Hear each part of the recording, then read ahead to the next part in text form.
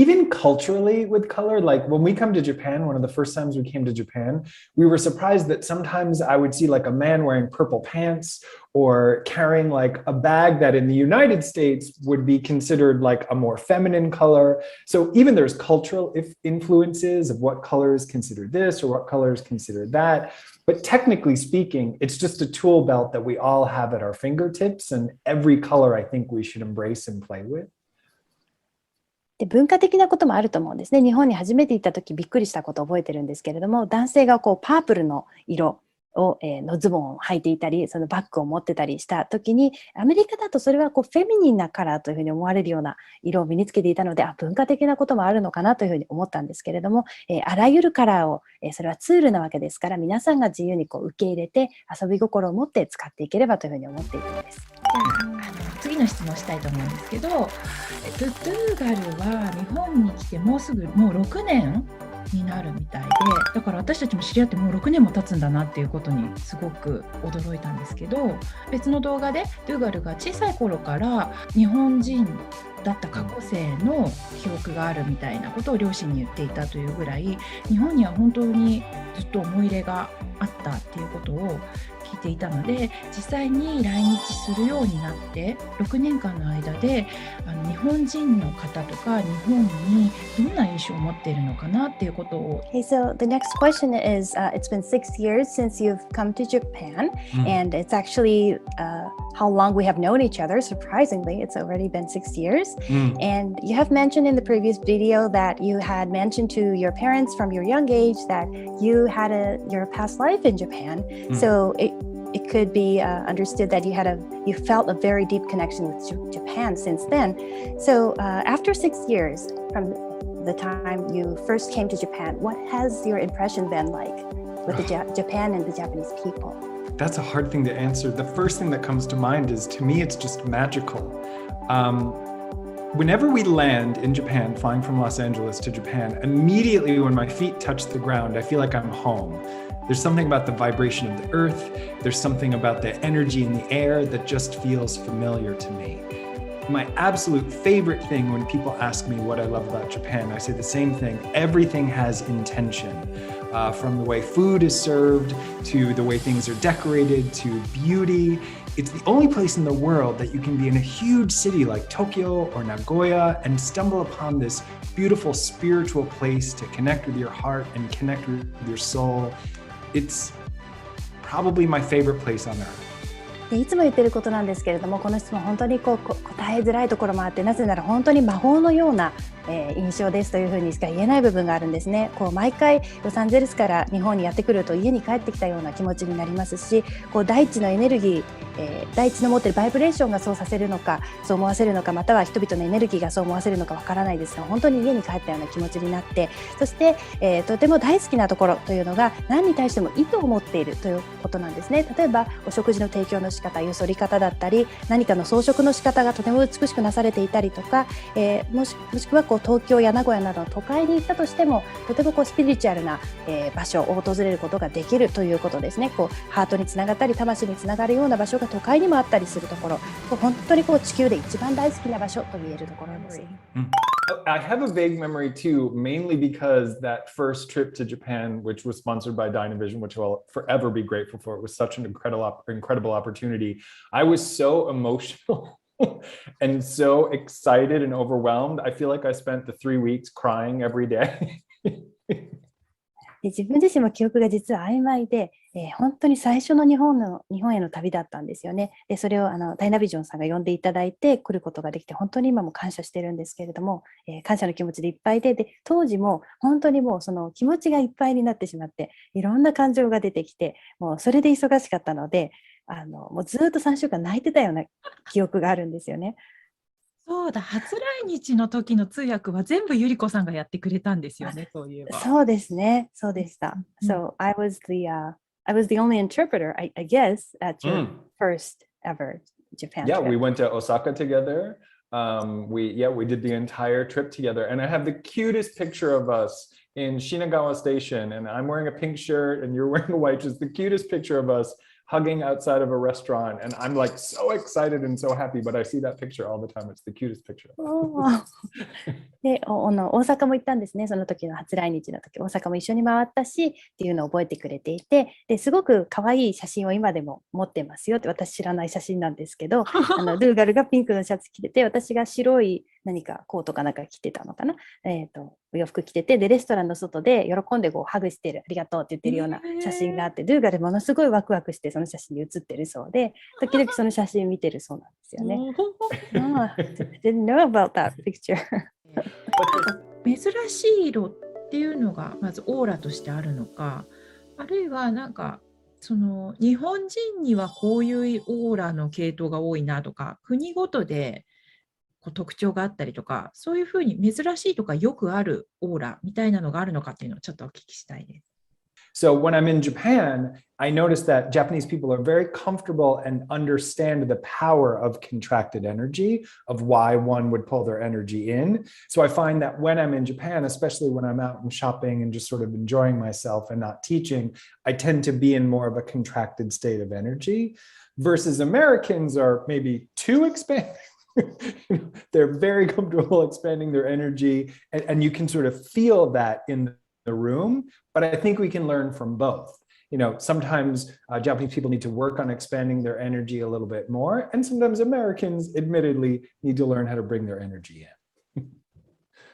で、この文化の影響の面というのは、よりこのエネルギーの拡大と縮小の面で見えるということが言えるんですね。例えば日本に来ると、日本の方々というのは、このエネルギーの縮小というものが心地よくできるし、なぜエネルギーの縮小が必要かというのも理解していらっしゃるという様子で、自分自身も日本に来ると、この縮小するエネルギーというものを使いやすいというのがあるんですが、逆にアメリカの人たちというのは、ちょっとエネルギー拡大しすぎというようなことも言えるんですが、どちらの文化からも学ぶことはあります。日本の方々はもっとエネルギーの拡大というものを、取り入れていくといいし、アメリカの方は、私自身も認めますけれども、エネルギーの縮小というものをもっと取り入れてもいいなと思ってるんですね。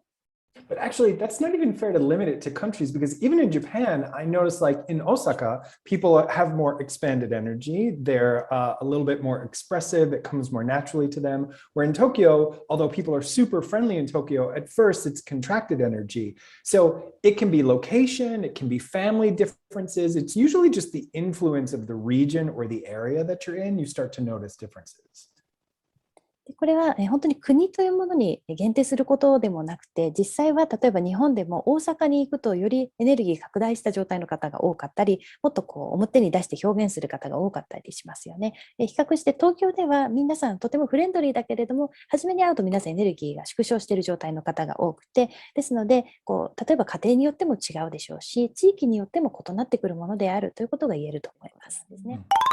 I mean, I will never forget saying to the audience, does anybody have any questions? And not one person raised their hand, which I was not familiar with that being common, that people are shy.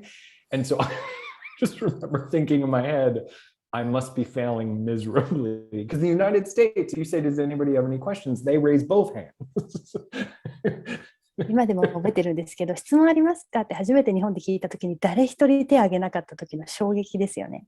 で、皆さんがシャイでそういう文化じゃないっていうのまだ分からなかったので、一つも手が上がらないっていうのは、アメリカだったらもうこれは大失敗っていうサインになるわけですよね。アメリカだったらもうこぞって両手上げるぐらいでみんな手を上げるはずですから、これは大失敗したと思ったのを覚えています。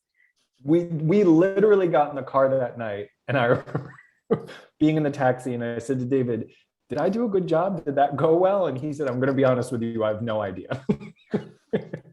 で今でも覚えてるんですけれど、そのイベントが終わってタクシーに乗って帰宅するって時にデイビッドに聞いたんですね。今日のイベントうまくいったのかな、正直に教えてどう思うって言ったら、いや正直言ってどうかわからないよって言われちゃったんですよ。日本人にはどんな印象を持っていますか？ And about the Japanese people?Japanese people are so kind. Like there's so much kindness from their heart. They listen, they hold space for other people so that other people can express themselves or be seen or felt connected. And so the kindness that comes from people's heart, sometimes I feel like it's just my heart is like this sponge just sort of like soaking it up. There's so much kindness and compassion.日本の人々は本当に優しいなというふうに思うんですね。心から、例えば、人に接してくれますが、例えば人の話を聞いてくれますね。耳を傾けてくれる、その人が何を表現したいのか受け取ってくれようとしたり、本当に優しいなというふうに思って、ですので日本に来ると本当にその日本の人々の持っている優しさというもの、慈愛というものをスポンジのように自分は受け取るような気持ちです。When I was 8 years old, my parents said, "Do you want to play soccer? Do you want to learn baseball?" And what I said to them was, "I would like to study Japanese." They were shocked, like, what 8-year-old says that? But we had a friend of the family who happened to be a Japanese teacher. And so every Wednesday, I would go to her house after school and we would have an hour-long lesson. So this is not just new for me. This has been a part of my soul from day one. で8歳の時ですね、自分が8歳の時、両親がじゃサッカーやりたい、野球やりたいって聞いてくれた時に、僕は日本語勉強したいって言ったんですね。で、まさかそんなこと言うと両親は思いませんし、どんな8歳児がそんなことを言うんだっていう感じですね。ですが自分はそう思っていて、家族の友人で日本語を教えてくれる方が当時いたので、毎週水曜日に学校が開けると、その人のところに行って1時間日本語のレッスンを受けていたんですね。なので本当に自分の人生の初めからその日本とのつながりというのはあったんです。リコさんの日本語、英語を訳している時の日本語をよくドゥーガルがすごく聞き惚れているのを私も覚えて、なんて素敵な響きっていうふうに言ってるの。ありがとうございます。Saori-san remembers that you were just indulging in the Japanese that I was speaking as I was translating. That it sounded. Sometimes I would have to remember that I was working because it was such a lifelong dream that I would have like an outer body experience when Yuriko was translating, and I would just like watch and think, that is so cool. And then I'd have to sort of like hit myself on the shoulder and be like, I need to focus. 時々自分が今仕事中ってことを思い出さなきゃいけなくて、肩ポンポンって叩いたり自分の肩叩いたりしてましたけれど、日本語の話されてる環境にいるって本当に夢だったので、通訳さんが通訳してるのを聞きながらはなんてクールなんだろうって思って聞き惚れちゃったりすることがやっぱりあったんですよね。なので肩ポンポンって仕事中ってやってました。There's also a willingness, as a spiritual teacher, there's a willingness from Japanese people to learn and to grow. I've worked in Europe. I've worked obviously all over the United States and in Canada, and sessions are different in different locations. What I love about doing work in Japan is that people really want to grow. They listen to the ideas, they listen to the concepts, they listen to the tools, and then they take them like seeds and plant them in the garden of their life, and they tend to them and let them grow. It's one of my favorite things of teaching in Japan is watching the enthusiasm and the willingness to expand. 日本の人々の、学ぼう、そして、成長しようという気持ちというものも特徴かなというふうにいつも感じます。例えばヨーロッパや北米やカナダでも、セッションやワークなどしますけれども、それぞれの場所でやはり少しずつセッションというのが違ってくるんですね。で、日本の方々の場合はお伝えしているコンセプトや学びというものを自分自身でその種を受け取って自分のお庭にしっかりその種を植えて育てていくんですね。手をかけて育てていって成長していこうというそのやる気というその自分の意思というものが感じられるところが特徴ですね。そういった日常の疲れだったりとか心配だったり、あるいはストレスを遠ざけてくれるような何かカラーを使っての癒しのワークみたいなものがあればぜひ教えてください。So I think one of the most challenging parts for myself and what I hear a lot of people talk about in the past 2 years is the uncertainty of the next week, the next month, the next 6 months. That uncertainty throws us from our balance. で自分自身についても言えることですし、皆さんもそうかと思うんですが、過去2年に関して言えることで言うと、この不確実性というところですね。来週、来月、来月、その次に何が起こってくるのかがわからないということだと思うんですね。I mean, even with like our trips to Japan, normally we're approaching fall. So I'd be planning when I was going to arrive and when I was going to get there. And that was just a natural part of my routine. And it's been pulled away from me, which has created anxiety and sadness and a little bit of depression sometimes. 自分自身にとっても例えば今の時期秋口になってきたらそろそろ日本に行く時だなと思ってじゃあこのぐらいに日本に到着してというようないろいろ計画したりするルーティンがあったわけですがそれが全部取り払われてしまいました。それに関して不安になるし悲しみも感じるし気分が落ち込むことだってあるんですね。So when we're feeling uncertain, when we're feeling overwhelmed, when we're feeling a lack of control, the most important, powerful color in that moment is orange. そういう時、不確実性を感じていたり、何かに圧倒されたり、制御が効かない、コントロールが効かないというような状況になった時に使える色というのがオレンジ色なんですね。So orange is the color of balance.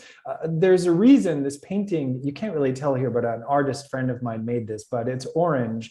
And I keep it in my office because I listen to a lot of people's stories during the day. Some are happy, some are sad, and I feel myself getting thrown from my center. And it's important for me to maintain my own personal balance. で今この背景にある絵が実はオレンジ色の友人のアーティストが描いてくれた絵を飾ってるんですが、ちょっと見えにくいかもしれませんが、このオレンジがそこにあるのは意味があってそこに置いています。いろいろな方のお話を毎日聞きますから、それがハッピーな内容かもしれない、悲しい内容かもしれないけれども、中心軸が自分の中の中心がぶれてしまうことがあるわけですので、自分のバランスをしっかり保てるようにそのオレンジを置いているんですね。So my advice to you in Japan right now, when this video is live, if there's still a lockdown, is to make sure to use orange to bring balance during the day. What can I do during the day, even if it's my own space, to engage different parts of my being, the artist part of my being, the practical part of my being, the soulful part of my being. We want to be as balanced as possible within our own space.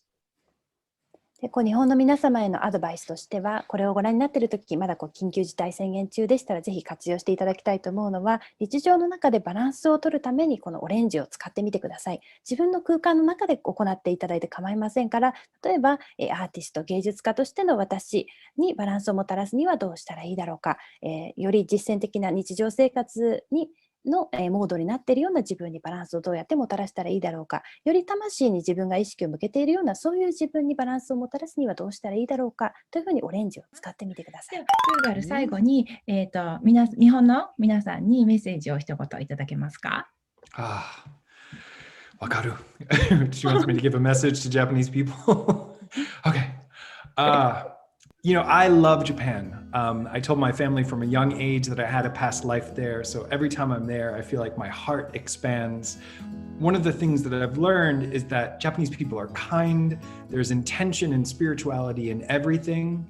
Sometimes I think self-criticism plays a role in a lot of people's lives. So to remember that the universe loves you. You're perfect exactly the way you are. Even if you make a mistake, we can try, we can step out of our comfort zone, we can expand, we can grow. The universe believes in you. 私は日本が大好きです。幼い頃から家族に私は日本での過去性があるって言ってたぐらい大好きで、日本に来ると本当に自分のハートが広がるような気持ちになります。日本の人たちというのは本当に親切ですし、そういう意図を持ってくださっている皆さん、時々自分に自己批判的になることもあると思うんですけれども、そういう時は宇宙があなたを愛しているということを思い出してほしいんですね。失敗しても大丈夫です。あなたを宇宙が応援してくれているからということを知っていってほしいと思います。チャンネルチャンネル。わかる。チャンネル登録お願いします。Okay. Take one. Say this like 登録。Okay. 皆さんチャンネル登録お願いします。I'm shaking. Perfect.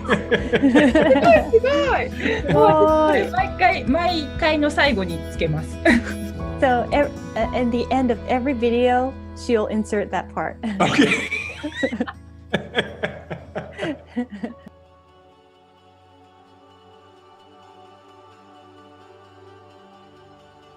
Hi everybody, it's Dougal and I have really exciting news. 日本語いいニュースあります。Everyone, David and I are returning to Japan this November.